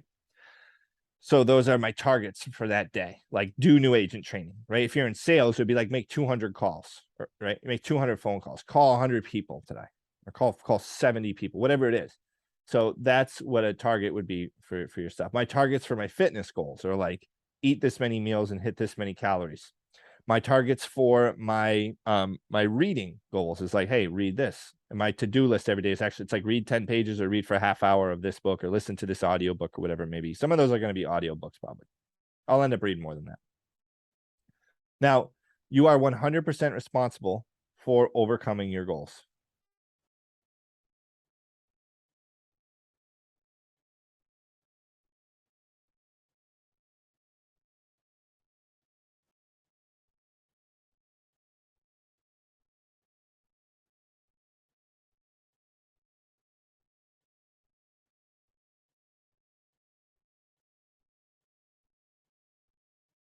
Okay. So you're 100% responsible for the accomplishment of your goals. You are 100% responsible for the attainment and the accomplishment of your goals. If excuses are reasons to prove others wrong as to why you haven't hit your goals, okay? So if I look at my goals there, say in a month, I'm still 220 pounds and I'm not 225. And I say, well, someone says, dude, why didn't you hit 225? First thing I would think is, well, I'm kind of busy. Like I got a lot going on. I didn't have time to hit my meals. That's an excuse. I talk to agents all the time. They're like, oh, I'm not hitting my income goals. I had a goal to make this much income. I just, I haven't hit it. Say, okay, cool. Well, let's look at how much you worked. You only had like 100 dials this week. Whoa, my son was sick. He was home from school. And then, I didn't feel good. I kind of caught his cold too. And then, and then, oh man, my mother-in-law, geez, she was like causing so many problems with the family. And then, of course I had to make dinner for people every night, and I ask, hey, why are you even in position to have a job then? Right. Are you even employable? So, or like, can you even make this work for you? Because like people will come up with these reasons. So what I recommend everybody does is write out a list of and I had challenged people to do it last week. I was probably the only one who did it, to be honest. I have a list of excuses I made in my backpack. Perfect example. Last week, I was in Massachusetts visiting my family. I was supposed to go fishing and hang out with my dad Monday and Tuesday. I had almost all my assistants who handle my recruiting and hiring call out. And it wasn't like they were making excuses. It was like real stuff. Like someone's dog was literally dying and had to go for emergency surgery, like just, crazy stuff like that. Perfect storm of problem. If someone lives on the West Coast, they still don't have internet. I canceled my plans with my dad for Monday, Tuesday, and then extended my trip so that I could be with him Wednesday, Thursday. He would have been pissed if I didn't do that. But my excuse was, hey, I'm just going to cancel the interviews for the next few days until all my assistants are back, and I'll have everyone reschedule. I can't do it. I can't work because I'm up here with visiting my dad, but I have my laptop. I got an external monitor. I set up on the kitchen table. I got everything I needed to get going. I had a little portable office right in his house. I put in the action to make sure my goals happen. Anyway, I totally crushed it. I did essentially the job of like 3 or 4 people almost by myself. I had someone there, but she was still dealing with some issues. And then the second day, it was just one day I did it, most of it. The next day, one of them was with me. So, and still, 2 people did the job of 4. Okay. Makes me wonder if I need to have them all. So if you don't hit your goals, it is 100% your fault. It's because you didn't put enough work in. That's all it is. You didn't spend enough money. You didn't put enough action. That's all it comes down to. And you were not disciplined enough. You do not have to be motivated to accomplish your goals. You have to be disciplined. Motivation gets the idea going. Discipline keeps you on the path to getting it. I have people ask me all the time, Justin, how do you stay so motivated? Like, bro, you think I want to wake up at 4 a.m. and go to the gym? No. You think I want to train 10 new agents every week and 90% of them aren't going to be here in 6 months? No, I don't want to do that. I wish I could just find the one person that's going to stick around and tell the other 9 to get out of here. Stop wasting my time. Right? Sorry, love everybody, but right? I wish I could do that. I can't. I have to show up whether I feel like it or not. Don't get me wrong. A lot of the times I do love training agents. I think it's fun. I think it's fun helping people learn.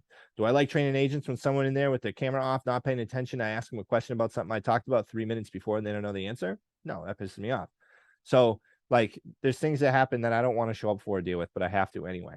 So if you're like, especially if you're getting into this and you're like, I want to build a business and you can't sit there and just call people for a few days or go run some appointments face to face, you're going to struggle in this business. So you are responsible for your goals. Enough of my tirade on that. Happiness literally comes from overcoming obstacles towards your goals.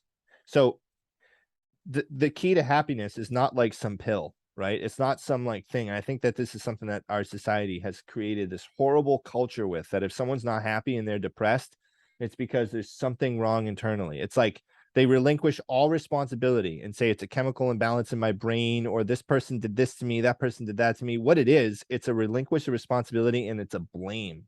It's not taking any responsibility. I don't believe in those imbalances. I really don't, because I used to have one and I don't anymore. I worked through it. So like overcoming obstacles towards your goals makes you happy. For instance, once I hit 2,250 subscribers on YouTube, I'm going to be pumped. I promise you that. Once I get up to like 224 pounds on my goal, I'm going to be like, dude, this is awesome. I'm going to be stoked. Once I get like 4 of those books crossed off, I'm like, man, I got 1 left. Once I'm up to 55 writing agents, I'm going to be pumped. So it's not necessarily accomplishing the goal that makes you happy. Think about this. You know how like the goal in school is to get straight A's. Like think about whenever you got an A on a test, that made you happy, right? It was, for me, that was more rewarding than the report card itself. I always got straight A's, but it was like getting that 98 or 100 or 95 on the test. I was like, yes, knowing that like I crushed it. So it's like when you think about this, if any of you guys play video games, when you beat a video game, it's kind of depressing, right? It's like, shoot, man, what am I going to do now? What am I going to play now? But as you beat each boss in each level along the way, that's fun. And then you get to the last one, you're like, oh, you know, your goal is like about to be accomplished. So the second you accomplish your goal, you have to set a new one for yourself. Goals literally keep people alive. I feel that. I think that's why people can retire and then just kind of wither away. That's why farmers live so long, because they're always focused on like next year's crop, right? That what's growing, what's coming in my future. So happiness literally comes from accomplishing your goals. Goal obsession equals goal possession. The more obsessed you get with your goals, the more you think about it, the more you're going to make this happen. I promise, if you think about this stuff every day, it's going to make you happen. You're going to make it happen. I want you to write down 3 to 5 goals based on those things I told you up there. You can pause the video, write down those 3 to 5 goals for me. All right. And you want to commit to your goals 100%. Okay. I need you to 100% commit to your goals. And not committing to your goals is actually unethical. So if you don't commit to your goals, you're actually hurting yourself and your family. I told you that. If you write down an income goal, if you got kids or you got a family or whatever, you write down or even for yourself or anybody around you, if you have an income goal and you don't hit it, you are stealing from your family. You're stealing from your friends. That's all it comes down to. You're stealing from the people around you if you don't hit those things. Okay. And I know that's harsh. All right. And some of you may be like, oh, that's not true because this, that, and the third, whatever. If you're not hitting those, you're stealing from yourself. Okay. So I must sprint to my goals to be a high performer. I understand that if I don't accomplish my goals, I underestimated the effort needed to accomplish them. Okay. So if you don't accomplish them, you just underestimated the effort to need them. You have to sprint to your goals to be a high performer, and you have to assume full responsibility for yourself and the success of your IMO. So I want you to assume full responsibility for the success of your entire IMO or the carrier that you're with. If you're with like, Lincoln Heritage or Senior Life Insurance Company. So I want you to assume full responsibility for the carrier you're with or the IMO for their success of that entire organization. Full responsibility for that. Okay. Awesome. Now, next thing that you're going to want to do is learn your CRM system. You're going to want to learn the CRM system. You're going to learn how to program it. I'm not going to walk you through how this one works here because I don't want to give you any proprietary things that we have at the agency. But you want to learn how your script works, okay? and you want to, your CRM, you want to learn how to program it, how to get it customized, learn how automations work for leads, learn how to follow up, learn how the scheduling works, the workflow, stuff like that. So take some time to learn that stuff. Now, tracking statistics. Now, the important statistic as an agent are dials. So you want to track your dials, you want to track your presentations, you want to track your talk time. We track talk time here. I think if you're just selling on your own, most important thing is your dial count and your presentations. Okay. So you want to track how many people you're calling every day, and you want to track how many people you're presenting to, and how many people did you talk to, and how many sales did you make. So it's dials. How many people did I answer the phone? How many people did I present to? How many sales did I make? Okay. That way, after a whole week, you can break it down. I talked to 1,000 people. I made 10 sales, or I made 1,000 phone calls. Say I made 10 sales. If I want to make 20 sales, I have to make 2,000 phone calls or whatever. It's not going to come down to that. That's a lot of people to call, but you know what I mean? So you want to use that to extrapolate.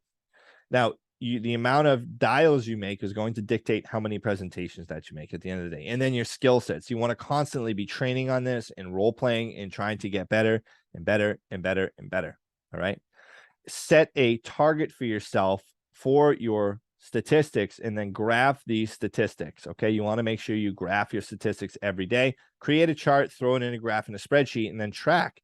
You can graph them against each other too. So if you have your dials, your contacts, your presentations, and your sales, and then your AP, you can have it day by day to see different patterns. I see this happen all the time with agents. What happens is they'll have a week or two of high activity. That third week, they get a ton of sales with less activity because they have a pipeline build up. And then the fourth week, the activity drops and then they restart after that on the high activity again, where it's like, yo, if you just kept your high activity up, then you would have this crazy pipeline of sales coming in. But I see it all the time. Week 1 of the month, crazy high activity. Week 2, crazy high. Week 3, lower activity, more sales, reaping the benefits off week 1 and 2. Week 4 comes, they think that they don't have to work as hard anymore. The production, they have some production. Week 1, it drops again and they're busting their butts. All right. Every time you make a sale, you want to write a thank you letter as well. So I would write a client a thank you letter after every sale. And what I would do in a thank you letter, I would write them, hey, dear Betty, thank you for giving me the privilege of being your life insurance agent. It was a pleasure speaking with you. I hope that XYZ, or then one little comment about something you talked to them about. So the guy I talked in Louisiana, can't wait to try crawfish at Touffet. Okay. Also, what I recommend that you guys do when you get an advance commission, I would recommend if you sell to just get paid as earned if you can afford to do it. But if you get an advance commission, you want to make sure you set some money back for chargebacks, because if you're a telesales life insurance agent, come months 6, 7, and 8, you're going to get hit with chargebacks. It's going to happen. Okay. Our IMO has a system set up to protect people against that, but most likely if you're independent, you don't. So you want to make sure that maybe you can lower the amount that you get in an advance, but you want to make sure that you are saving some money for chargebacks, because if not, you're going to be in a tough situation because you're going to have to pay back chargebacks at some point. And that's why you don't want to write a ton of different carriers, because then if you have chargebacks with a bunch of different carriers, it's going to be a pain to spread out the business is spread out too thin. Where if you have a bunch of your business is mainly with 1 or 2 or 3 companies, then pay throughs and renewals are going to offset those chargebacks that you have coming in. Okay. So also, I would look at, hey, do you want to move into leadership at some point? Okay. Are you looking to get into a leadership position at some point in your career? If you are, I would start telling people about what you do. Get a couple close friends, a couple people that you know you can trust to sell with you, and show them what to do once you learn the whole sales system.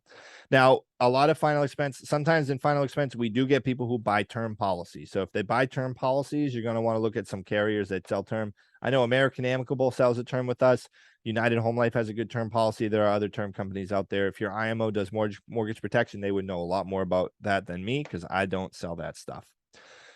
So what I'm going to cover here real quickly is just the product. So in final expense, there's really 3 or 4 basic product types. Like if you want to call guaranteed issue its own type. So you have immediate, day 1, or level benefit, it's called. So when the client makes their first payment, the policy kicks in force. Those are going to pay you the highest commission percentage. It's going to be the lowest premium for the client. And it's going to kick in the day they make their first payment. Usually has a terminal illness benefit, which means that if the client is ever terminally ill, if the doctor says they have less than 12 months to live, they can get all the money advanced to them before they pass. Prosperity's program is called Level. Their Level death benefit. Every company's got a different name for it. Next is the graded plan. So a graded plan means that the death benefit increases gradually over time. This is one step down from the level death benefit. And this is someone who's a little bit more of a health risk to the insurance carrier. Not all insurance carriers have graded death benefit in the way that I'm going to speak about it. Sometimes they call their returned premium death benefit a graded death benefit. But the way that the graded death benefit works is, if I'm talking about it, is the way, for instance, Prosperity Life has their graded death benefit. So in the first year the client has the policy, 30% of the death benefit is available if the client passes away.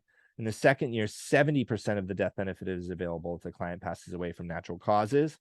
And then in the third year, 100% of the death benefit is available for death of any reason. Now, in those 2 years where it's 30% of the face amount and then 70% of the face amount as the death benefit, the client dies of accidental death, then it's payable in full regardless of when they die. That 30/70 is only pertinent to death of natural causes. And then there's a return of premium death benefit, and guaranteed issue are structured this way too, where there's a certain number of years, usually 2 or 3 years, where if the client dies in that time, then their beneficiaries will get everything that they paid into the policy, plus usually 10 to 15% interest on the premiums that they paid in. Okay. So they have to, it's like 2 or 3 years before the full death benefit is available. Now, that's for death of natural causes.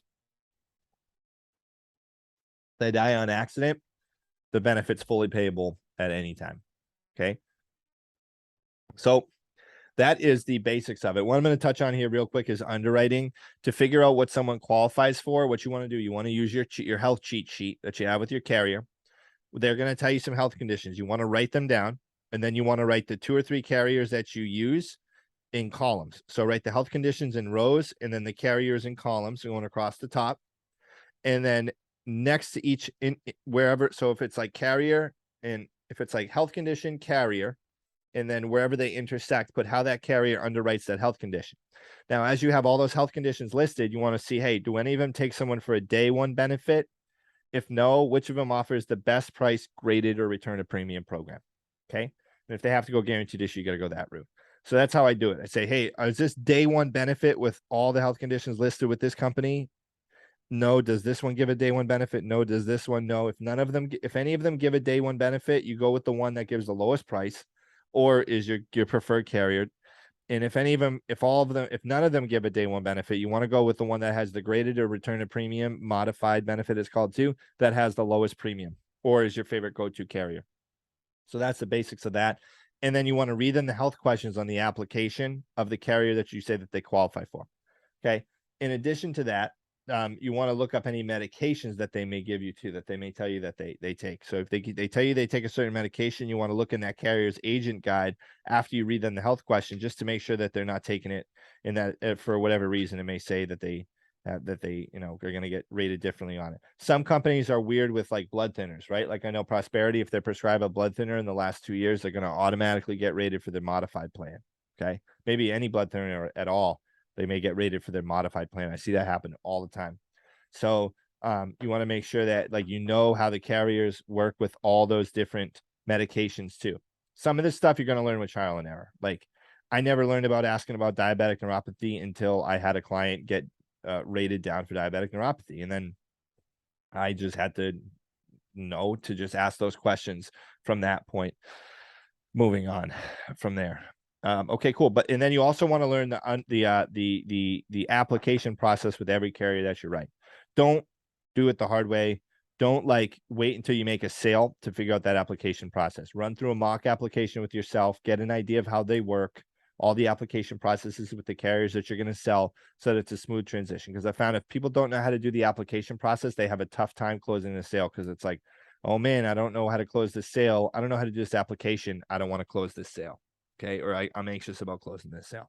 So that's really important too.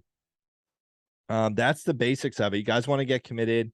You want to be obsessed with your goals, and just push and just, and don't give up. Try to have fun, invest in yourself, Send text message during the phone calls as well. I'm going to cover follow-up here too. So when you follow up with a client, make sure you send them text messages. Also, if you get a new lead and they don't answer, I always send them a text message, and I'll call people. If they don't answer, I send them a text message. So every time I schedule a follow-up, I call people and send them a text message. I want you to have a list too of, call it your hot sheet, your end zone, your red zone leads. What this is a list of people who are really close to buying but didn't buy, because in telesales we're calling people at the end of the middle of their day and we're interrupting them. So you're going to have to do some follow-up sales. So what's this mean? You're going to have to call people who don't have their bank account information and all that stuff. So have that list of people, put their name, their number, and then why you got to follow up with them. And you want to follow up with them every single day. You can create a pipeline in your CRM, or you can just call them off the sheet. Make sure you put notes in your CRM too for every time that you call them. And as you're going through those leads, if they don't answer, send them a text message. Okay. So I do a mix of text message follow-up and phone calls. If you call a new lead and it doesn't answer, send them a text message. I'd say like, hey, this is Justin with SLS, just reaching out because you requested information on the state approved burial programs. Would love to go over these with you. Do you prefer to speak over a text, or is a phone call better? So I just give them that answer, right? Or is it okay if we communicate via text message? Just a yes or no, easy response. That way to get them engaged, started in communication with me. You want to role play as much as you can with other agents. I would role play every day to every other day if possible. You also want to review your goals. I would write down your goals in the morning, and I would write down your goals at night and get obsessed with them and make sure that you're crossing off your list. Read books too. Read personal development books. Think and Grow Rich is great. 10X Rule by Grant Cardone is great. Sell or Be Sold is great. You want to constantly be reading and adding stuff into your brain. And also make sure you complete a cycle of action. So if you set out to do something, do it. Don't wait till like later to do a client's application or something. Get it done now. Get everything so done and have fun. Don't be a victim about this business at all. Everyone has a tough time. Try to stay as positive as possible and learn something okay, so if you're making a ton of calls and you're not able to make presentations, then you have to understand something is off in your greeting. If you're making a lot of presentations but you're not getting any sales, something is wrong in your fact finding, most likely, and your closing. If everyone's giving the objections, your fact finding is no good. Okay, cool. So you want to challenge yourself and thrive and try to be the best leader for yourself as you can. Okay. For equipment at home, I recommend having a fast laptop and an external monitor, or a great desktop. And you want to have 2 monitors, at least 2 monitors. I have 3. I have my laptop and then 2 other external monitors. So I'd recommend 2 or 3 monitors. For headsets, I like the Jabra Evolve 75. I have it right here, but I'm not going to unplug it. It'll mess up my audio connection right here. The Jabra, Jabra Evolve 75. I think that's the name of it. But there are a bunch of good headsets out there. The Logitech H390 is also another really, really good headset. If you want to learn how to handle any objection to final expense telesales, there's going to be a video that I'm going to be putting up, and it's going to be on one of the end cards in the screen too. Have pieces of paper, take a lot of notes, find one thing every day that you want to train on and do that, and like try to improve on that. Listen to your call recordings to see where you're going wrong. Say, hey, am I speaking too fast? Is my tempo off? Is my tonality off? Am I not following the script? Am I going off? Did I not ask the right questions? Okay. Make a game out of it, make it exciting, and understand that your clients pay your bills. So you want to treat them with the level of respect that they deserve. Hope that you guys enjoyed this. Check out the video coming up here on how to handle every objection and final expense telesales. I'll go a little bit more in depth to it than I covered it here. If you have any questions or anything else that you'd like to add to me about what it takes to get started as a new agent, let me know. Last thing I want to put here is you want to learn how to generate your own leads. So you want to learn how to generate your leads through Facebook or YouTube. If you want to learn how to do that, you can check out the videos in my course, or just reach out to me at jve@thejve.com, or text me at 774-606-6847. What I was covering here is just the basics of the sales and the mindset in your goal accomplishment. Scheduling. I didn't cover scheduling either. Sorry.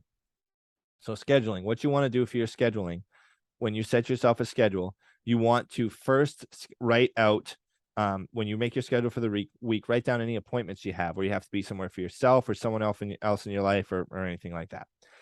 Then next, what you're going to want to do, you're going to want to schedule your personal development time. So schedule your gym time, schedule your reading time, schedule your research time, schedule your call listening to time, your time when you log your calls. Okay. Schedule that in. Then next, what you want to do, you want to schedule in your time for dialing, your actual call time. Before, like I just said, it was listening to your recordings.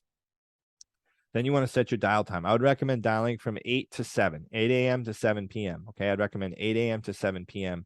for your dial time, or 8 a.m. to 8 p.m. for your dial time. 12 hours a day, 5-6 days a week. That's what I recommend doing. Yes, it's a pain in the butt, but if you want to make a ton of money, that's what you can do. If you can't do that, great, but you're not going to hit any astronomical numbers. You can still make a good living. So I recommend that for your dial time, and also work on Saturdays and work on Sundays if you can. Okay. Because you can get a ton, the contact rate is great on the weekend. So you definitely want to put the effort into the time to working on the weekends for that purpose. If you don't work weekends, I wouldn't complain about not making enough money. That just is what it is. If you can't work every day and work a weekend day, at least one weekend day, then, if you're not making enough money, then you got to point the finger at yourself in the mirror and not really anything else. So, and then also you want to take a look at your schedule and schedule some time in for yourself, some personal time for yourself as like a recharge, recoup, re-energize type time. It's really, really important. So as you're going through, use those things to go through your schedule. If you'd like a template of my scheduling process, you can. I'm going to show you just a little screen share here so you can see of what it looks like in the order of scheduling. And I'm going to go here, share screen. Okay. So here we write down our goals first, and then we schedule. So this is the template for the scheduling that I just covered. Think of your goals, visualize, manifest, picture yourself accomplishing them, set your commitments, and then your excellence time with family, time for reading, personal development time, training, listening to your sales calls, then actually doing your sales calls. And then red time is organizational stuff. So handling like cancellations or contracting stuff or meal prepping on the weekends, doing laundry, your chores, everything like that. You want to schedule that stuff in for the weekend or later at night or super early in the morning. That's your red time. You don't want to let it interfere with your green time, but it's important for your green time. Then your recreation time, anytime to just improve yourself. Alone at the pool, go lay in the sun, something like that. Then just see how much blank space there is. So pretty much gave you guys all the tools that you need there. If you have any questions, reach out to me at jve@thejve.com. I appreciate you guys. Thank you.